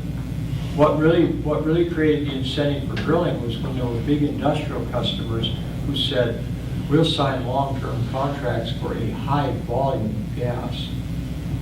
And they negotiated lower prices. We were still paying the high price. So then, here about a year ago, gas prices are doing what? We just looked at this. What are gas prices doing now? Yeah, they're going in the toilet. And so Henry Hub prices are going, yeah, just like this. Because everything in the States is doing what? They're awash in gas. They're just trying to hold the gas prices up. Because there's so much gas that, so Instar went back to the Public Utilities Commission and said, we've got this serious problem. We're tied in with the Henry Hub, and of course, you know, we're an isolated group up here, and we really should have our own gas prices. They're just trying to make a lot of money, aren't they? And we need to charge more money because the Henry Hub is too cheap. And so the Public Utilities Commission said, hey, you wanted the Henry Hub, you got what you want. You're denied.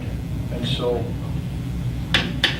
what can I say? Gas prices are dropping. We are the benefactors of all the gases being produced down in the States right now.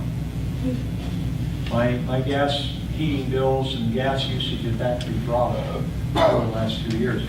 Henry Hub is what our gas prices here in Alaska are based on. This is the Henry Hub. This is actually Sabine Pipeline Company Limited, and it is actually owned by Chevron, and though it's called the Sabine Pipeline Limited Liability Company.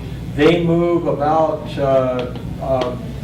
20% of the gas that's used in America on any given day. They are a monster outfit. They're about the size of the aggregate plant, if that gives you some idea. They have, this is all gas coming in and going out, and you see multiple directions because it can go in 2 different directions on some of this. You're going to see gas coming in from other places, from Tesoro, Texaco Gathering System, which now is part of Chevron. And some of these I'm not familiar with who they are. They're coming, a lot of these are coming from off of the Gulf of Mexico, from all over they are a hub in the sense of, think giant manifold system that is cleaning up the gas for production, for sales. They're pulling out all of the acids, they're pulling out all of the hydrates, they're cleaning it up even more, so they're pulling out all of the volatile chemicals like mercury and things like that, and they're I don't want to say sanitizing the gas, but they're massaging the gas to make it to where it will work for commercial use. And they, like I said, they produce enough gas. They produce as much gas as what the Alaska gas line was going to produce on any given day. That's how much gas they produce through this facility. I think I have a picture of it, or I did have. I don't. Maybe I took it off. I was going to use it, but I got to focusing a little bit on the Henry Hub a little too much some years past.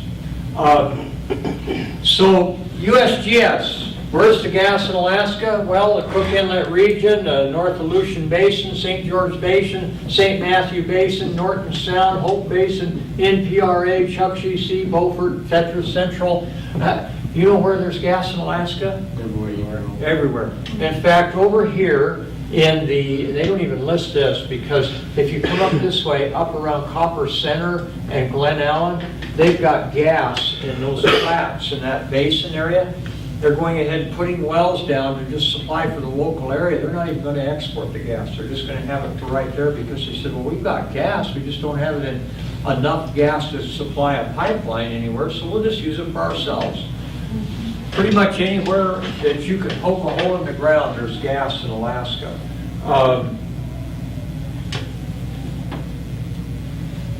Poke Alaska and it leaks. Pardon? You poke Alaska and it leaks. Yeah, pretty much.